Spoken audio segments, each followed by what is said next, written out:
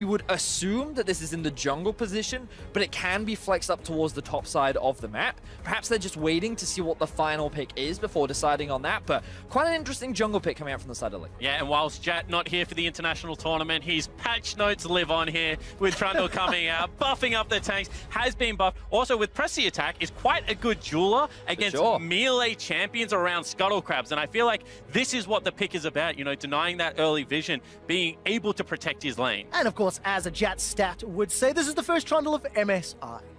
Need to see exactly how Smithy's going to handle this one, as we do anticipate that to land in the jungle. The last two picks, Flash Wolves are leaning towards scaling, team fight. It's the Vladimir hover after the Azir lock-in, and this is the Flash Wolves style of gameplay. We on the same patch as what I just watched a second ago, because this looks very different.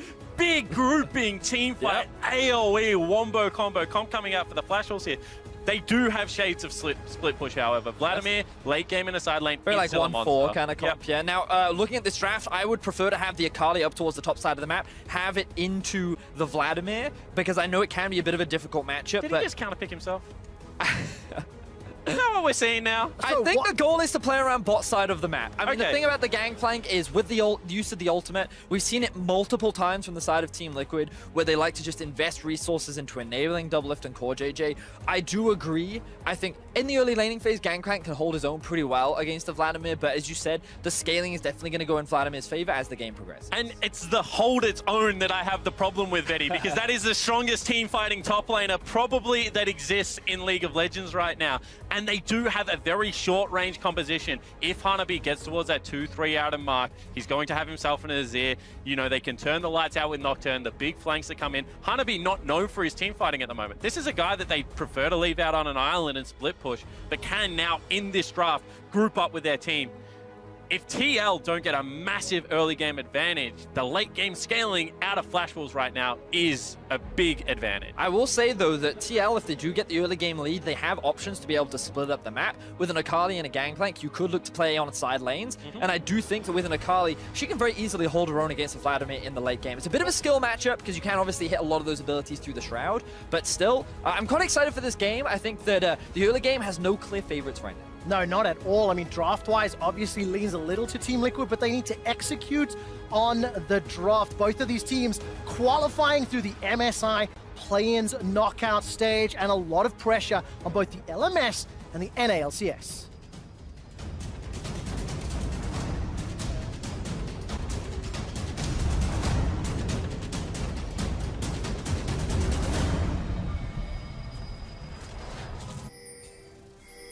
And welcome back to the Flash Wolves taking on Team Liquid in the second game of the MSI group stages, which is obviously taking place in Hanoi in Vietnam. Interesting draft, not one we were anticipating or expecting, but now the onus is on Team Liquid to step up and not let this Vladimir Azir Kai'Sa get to the late game. Kane said in his interview that he wanted his team to play faster at this MSI. He wanted them to be able to trade blow for blow. We saw them successfully accomplish that against Fongvu. This is a team that also plays very quickly. Going into Flash Wolves, I expected potentially that TL would just play a little bit more tried and true, but it looks like that MO is continuing. But I do also feel that Team Liquid is also playing very Team Liquid. Like, they're investing resources towards the bot side of the map.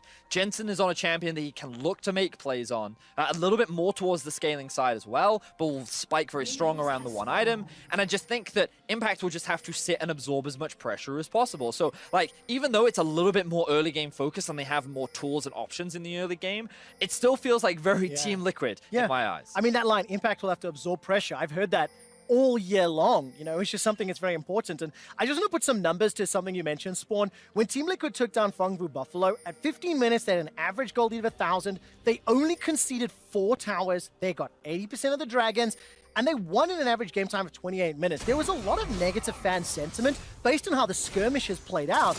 But I was fairly impressed that Team Liquid, they didn't overexpose themselves, and they did win the crucial objectives to take the Series 3-0. And I think something often neglected is if a team runs at you in your jungle and fights you, oftentimes the best response is to fight back. So yes, the game's got down and dirty, but I haven't seen Fongvu play a clean game yet unless they're running over their opponents. TL certainly did not let that happen in their qualifying match. Now, the one concern that I drew from that series was Team Liquid's ability to set up plays and be proactive.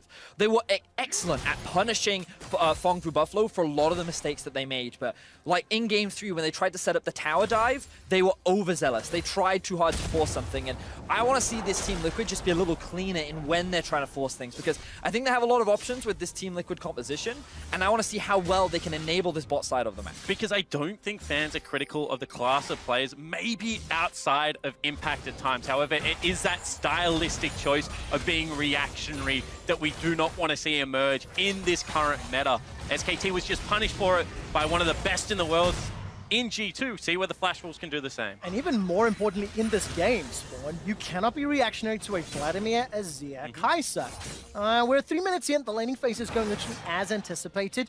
As Flash Wolves starting to shove forward both top and middle. Some early backs already. Betty has already grabbed himself that cull in the bottom lane and playing a little bit bold, anticipating a longer laning phase. Well, the thing is, this is something that Spawn was talking about in the draft. We might not have time as we're rather getting ganked. Yeah, Pillar of Ice comes up, but really easy with those concrete shifting sands to escape for Ratha. So here, Xmithy just trying to alleviate some of the pressure in the mid lane as Akali, melee champion versus Azir, range champion, struggles a little bit during the early laning phases, but that will change once she hits level 6 and has a little bit more kill pressure. And Ratha is actually the player on loan from Griffin over in the LCK. Played with the game throughout 2017. Now, big control mage player. They do rely on him as that late game insurance policy, as would have been known in years past. However, still able to show aggression at time, has a very deep champion pool. Azir is one of his better picks, actually, and I'm very curious to see how TL's newest international member in Jensen is able to go toe-to-toe with him. And so now I'm looking at in terms of where this pressure is being applied, because we can see towards the bot side of the map, something you mentioned in draft, Spawn, was that this Galio can be pretty effective against a short-range Lucian. Every time he tries to dash in, the risk of the knock-up and the taunt, very, very dangerous. And against the Braum, Galio has that extra bit of wave clear, so when paired up with a Kai'Sa, who typically can struggle in the laning phase, it actually helps her out a lot and actually allows them to have a push for a lot of the early laning phase. So while there is a bit of a deficit right now, there's obviously a big wave building up that Betty will catch and close that gap. And I was curious that Doublelift went with heal in this matchup, because it is one of those matchups that if you get caught out once, you know, maybe at level 6 paired with a Nocturne ultimate, you will get CC locked and you will probably fall down. Also, Lucian wants to be dashing forward. If you have that cleanse, you can absorb the taunt, look to outplay the knock-up that comes out of Galio. Doublelift and Core JJ obviously very happy to scale equally in this lane. They're going to be arguably stronger at that 1 and 2 item mark, so maybe looking to utilize that advantage, get around the map earlier is what I want to see out of this TL bottom lane. So now my eyes move towards the junglers, because you can see that Xmithy, he recognized that he has pressure both bot and mid lane, so he looked for a bit of an invade. And Trundle can be very effective at early trades to see a fight in the bot lane. All right, Betty's already flashed, and now shall see forced to flash as well. Xmithy got that Pillar of Ice. That's going to block out the Justice Punch. Got interrupted as well.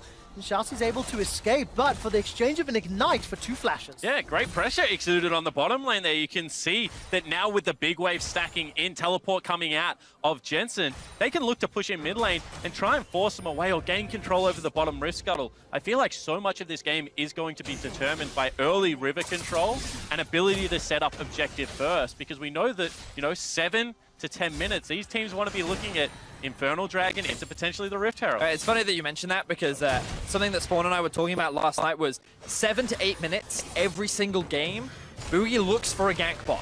Without a doubt. He's going to do it every game. It's one of his most consistent patterns. It's largely because he's looking to play towards the Drake. Something that Spawn talks a lot about during the play-in stage, where they like to go for Drake into Rift Herald and try and secure these early objectives. So we're 1 minute to 2 minutes away. Level 6 is on the horizon.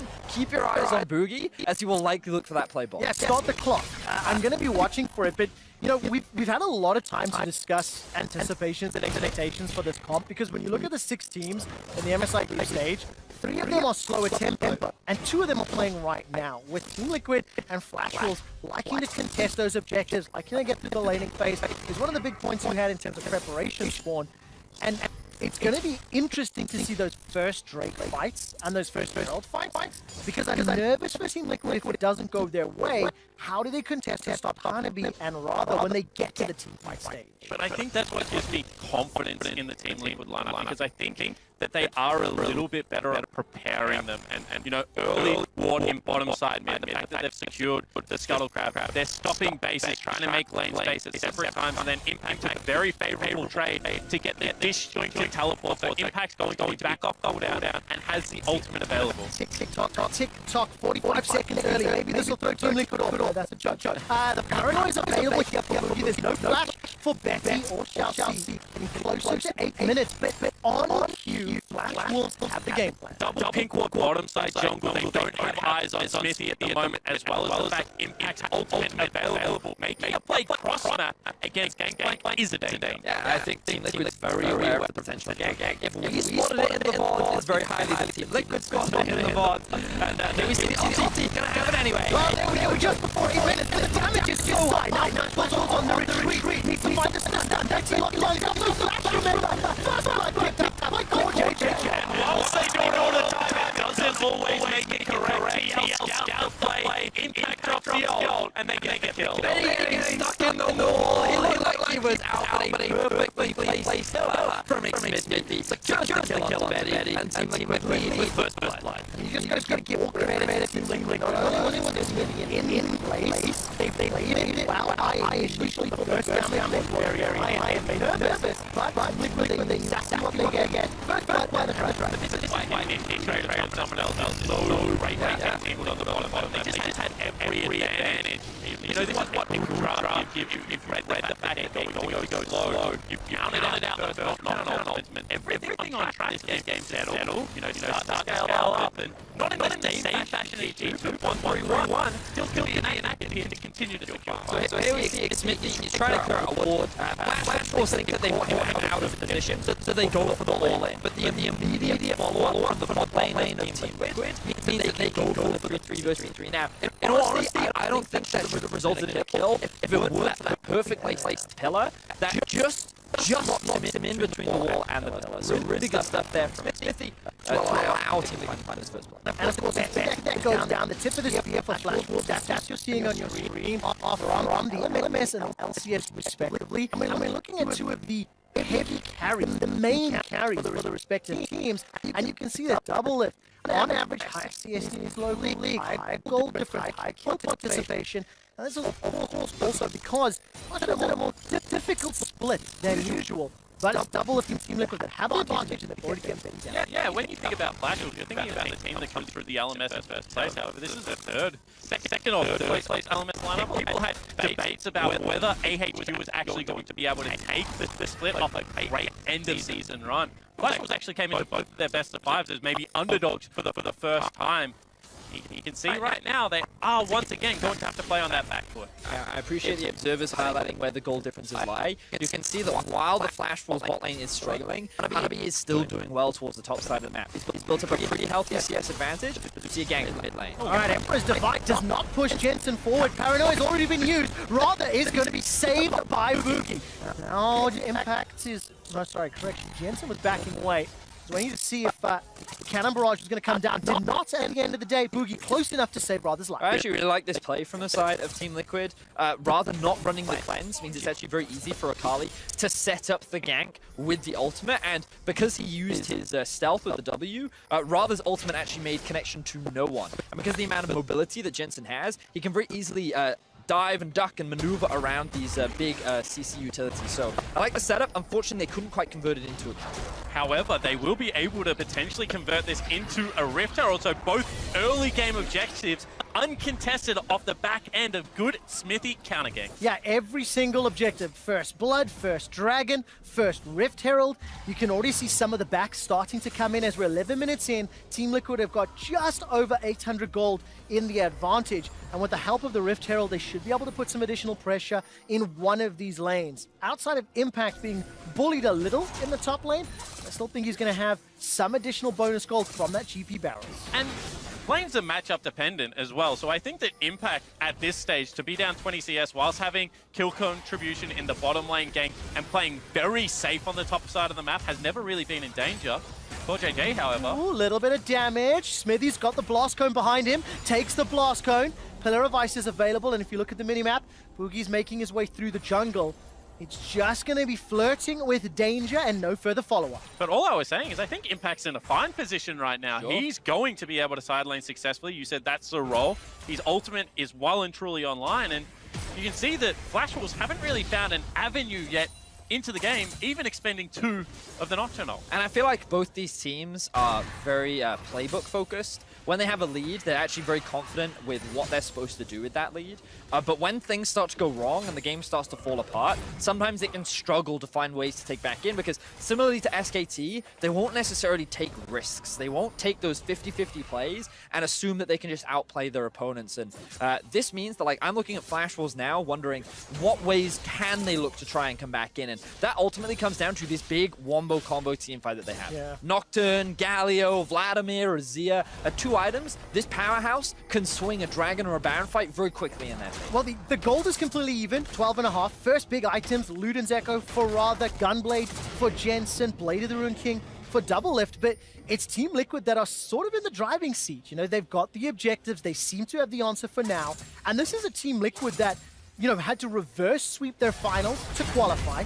They've got 3 consecutive LCS titles in a row. This is their second MSI appearance, and all eyes are going to be on Jensen and Core JJ, the 2 big roster swaps coming into the season. And in my opinion, one of the big ways in which they made this reverse sweep happen was by enabling and playing through their bot lane. And they are doing exactly that. Huge props to Xmithy, finding ways to punish Boogie in the early game. They're committing by bringing this Red Peril down towards the bot side to give Impact the freedom to now move out of that 1v1 and then move Doublelift elsewhere on the map. And it just feels like they are enabling their star carry the way in which they should be. But we'll see whether this is going to be a counterpunch from the Flash Wolves. No pulling out of the play. So now they've got themselves a 30 CS lead. Play onto Radha again. All right, there's the paranoia. Boogie is going to be trying to help out Radha. That's a dash forward there from Jensen. Boogie's going low to Doublelift. That gets on the board. Second kill of the game and the first for Dia. And Liquid just playing this game on the front foot, being able to rotate up through that forest meant that there was no prior vision established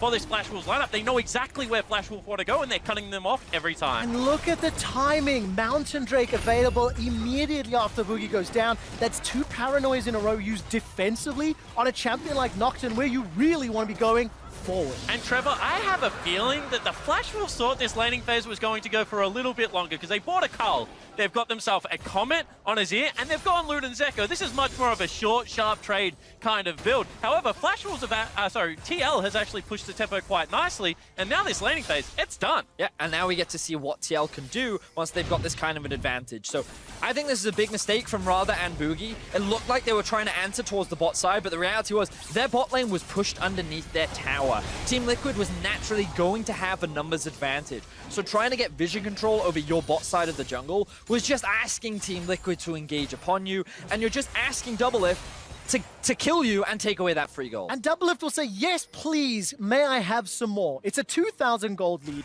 6 plates to 2. Infernal and Mountain already underneath the Team Liquid's belt, with the next Drake being Infernal as well. And this is just Team Liquid in complete control. I'll remind you that the analyst desk all predicted Team Liquid to win this game many hours ago, anticipating that Team Liquid's ability to play the map, to play the team fights, to respond to Flash Wolves' playbook is being seen as expected. And I think it's one of those things where we talk a lot about G2 and IG style versus SKT and Team Liquid style, and Flash Wolves fall under the same style of Team Liquid and SKT. And one of the big expectations was that Flash Wolves would not be able to play that style to the level with which Team Liquid could. And with the players that they drafted into this team at the beginning of the year, they wanted to perform internationally. They wanted to show that they can look to challenge one of those international titles. And I feel like we're starting to see the growth of this team. While they are still playing through Doublelift, while they are still focusing their attention towards the bot side of the map, what they are also doing is looking to play a quicker game. And it is important that they can do that, considering G2 and IG are at this tournament. Yeah, and this part of the game sucks for Flash Wolves now. You've got a top lane, long lane Azir, trying to catch the wave as deep as possible, but not wanting a wave to build up. Turret dive always going to be on the table for this Akali. And you can see time and time again, Flash Wolves are trying to duck their head into the bottom side jungle as well. Take away some of that vision that is starting to accrue around the Dragon area. I just want to point out how well Team Liquid have set up bottom vision control as well, and just how safe Impact is on this split push. Yeah, and this is going to allow Impact to claw back that deficit. Still down 25 CS, but it has been 25 CS for 10 plus minutes. He's got the Trinity Force completed into the Proto Belt, as well as that Hex Drinker. Going to be doubly effective, obviously, against the Vlad and the Azir. And you can see Doublelift and CoreJJ applying pressure in the mid lane before moving top. Now that is exposed, and that means that top tower is going to take a hammering. Yeah, so let's kind of look at next steps for Team Liquid, because what they want to do is maintain mid control and inevitably take that mid tower down. But in order for them to do that, they need to gain vision control in the enemy jungle so that Flash Rolls are forced to play defensively, and the risk of a flank on that mid tier 1 is a real possibility, which is hard to do unless you take that tier 1 down. So what you'll often see is them push in mid, move up through the river, and then join up with the Akali when there's a wave there to siege onto that tower and move back and forth between the two. However, due to the nature of these teams, I only expect it to go for a couple minutes more. It is about a minute and a half away from the next Infernal Dragon spawning. I think it is still crucial for them to protect some of that bottom side vision. Yeah, and let's see whether or not Flash Rolls are going to be able to contest 1-2 items on the way for those teamfight carries in the solo lanes, so it's definitely going to be helpful. And of course, for Flash Wolves, Spawn, this is also a team that had to rebuild. You know, Flash Wolves were not the de facto favorites coming into the MSI qualifiers. They had to take down Mad in their finals. They had to qualify through AHQ the previous round.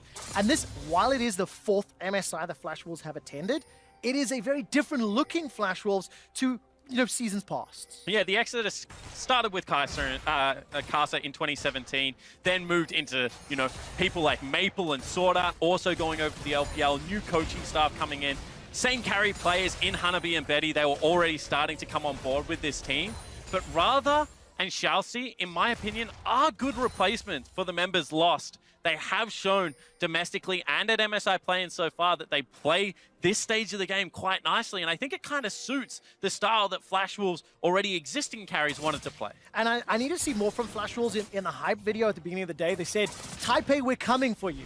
Flash Wolves have never missed the semi-finals of MSI, and right now they're being pushed down. There's still 2,000 gold behind Team Liquid. 2 dragons down, a tower down, and that Infernal Drake is coming up shortly. Look at the vision, look at the posturing around mid lane. We're getting set up for another fight. And their combined costs away from that 2-item spike that you wanted, Vedius, to be able to contest, but you can see still confident enough to walk out and check vision. This is a dangerous spot for Flash Rolls, but they don't want to give up this Infernal Drake. They have no vision, and look at how TL have set up the minimap right now. Notice how the Akali is pushing out the bottom lane, but staying towards that side of the map so that he can join should the event that a fight kick off, and the teleport and ultimate available for Impact. They're now looking for Shalsi. Not able to find it. Yeah, gets cut off by that Pillar of Ice. Betty's trying to wave clear mid. That tower is so close to going down.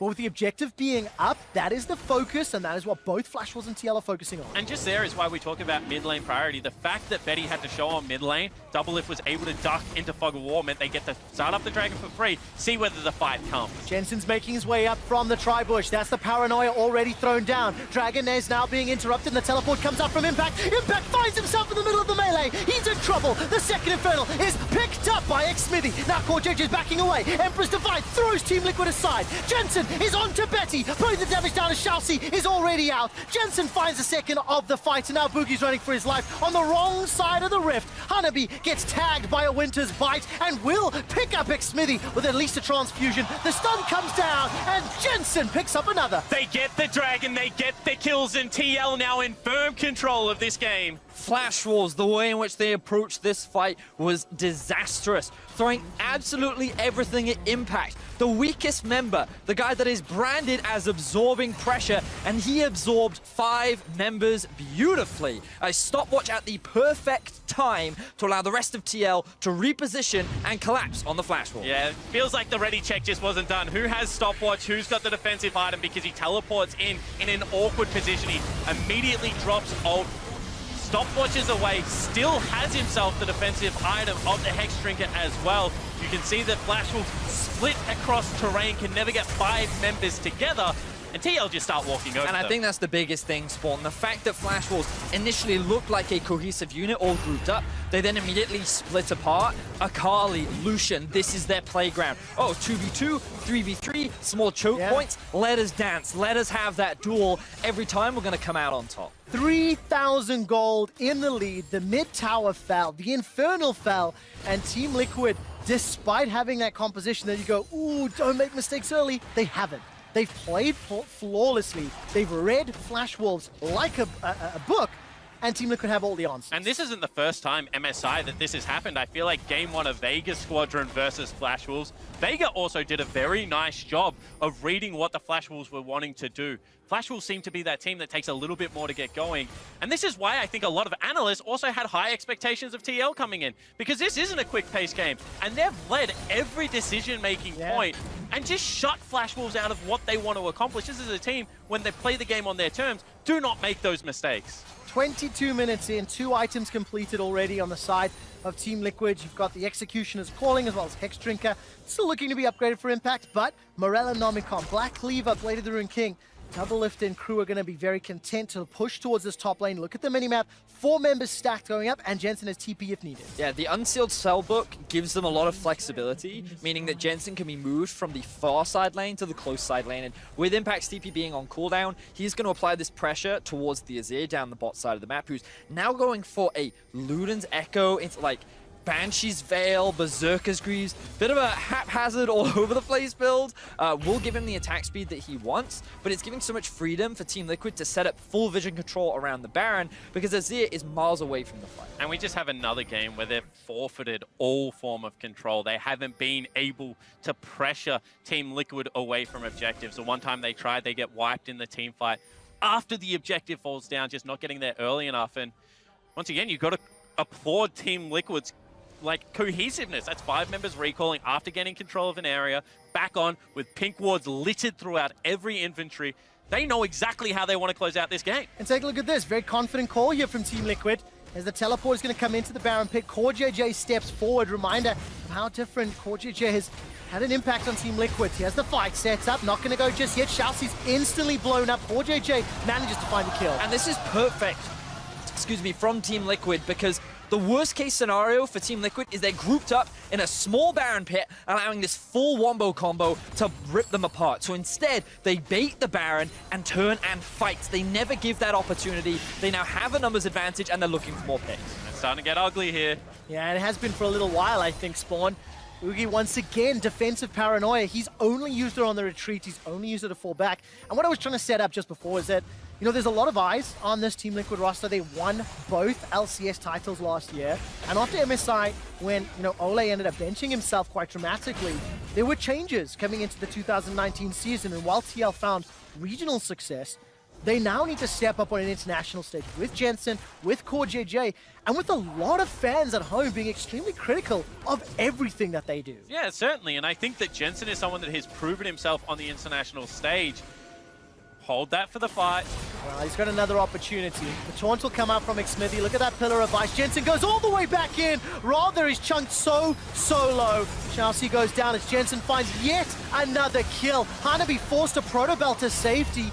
And of course, the showZ once again going down. TL are using Baron as a perfect bait. Well, honestly, this is just great use of vision control. Because they have so much vision in the river, it means that Flash Wolves have no idea what's going on. They've abandoned the bot lane completely because they've ran out of teleport. So they've just been awkwardly dancing around this objective, looking for something to get them the way back into the game, and Team Liquid don't give it to them. The moment they overstep, they punish the mistake. And again, this is what Team Liquid is so good at. You make a decision, they read it, they punish it, and then they snowball from there. And an equally scary gold graph as we saw in game one. It's felt a little bit more slower, but the inevitability has still been there for the North American lineup. As Vedi pointed out, this is just the ability to hold and control deep vision. They're right in the jungle right now of Flash Wolves. Nowhere near the Baron, but they're all ready to turn. They're not allowing the Wombo Combo comp to take effect. Yeah, it's beautiful stuff from the side of Team Liquid. And you can just see on the minimap how all the side lanes are just kind of crashing into each other because for Team Liquid, they're fine. They have the gold lead. They get to threaten the Baron, whereas Flash Wolves are just losing more and more and more resources. And just perfect execution there from Jensen. He's 3-0-2 on the Akali. Got himself that bouncy. Double it, 2-0-4 on the Lucian. And the man I've spoken a lot about, Core JJ on his Braum, 2-0-3. It's just TL are playing, they're reading Flash Wolves and they're responding and they're setting up the proactive plays very, very well. With Baron now as well, and of course the fact that Jensen's pushing the top lane, Impact's down bottom with teleporting Cannon Barrage.